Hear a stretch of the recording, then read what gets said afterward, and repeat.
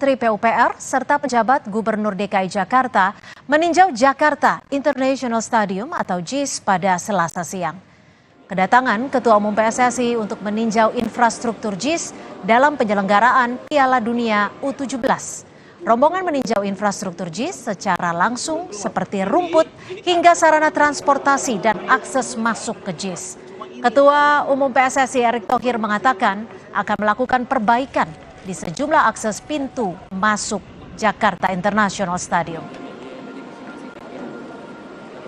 Kita di sini ingin menyelesaikan supaya aset-aset nasional, stadium-stadium yang 22 jumlahnya yang akan direnovasi senilai 1,9 triliun itu memang sudah standar yang dimaui internasional ya ataupun FIFA.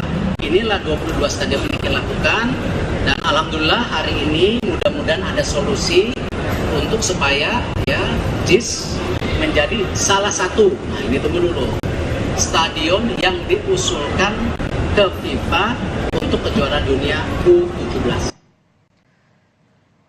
Usai meninjau kondisi Stadion JIS, Menteri PUPR menyampaikan ada beberapa titik yang harus segera direnovasi untuk Piala Dunia U17.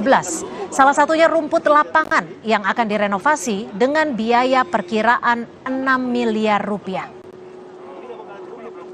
Ini keroyokan, kayak rumput menurut Pak Kamal sekitar 6 miliar lapangan. Itu nanti dari PU.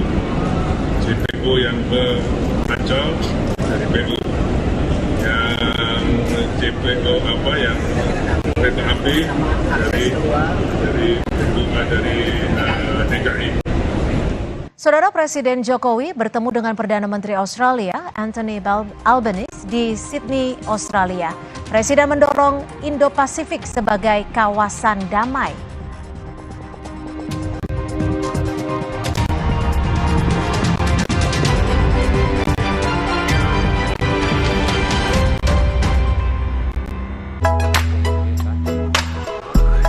Ini Minggu ya. Stop dulu kerja.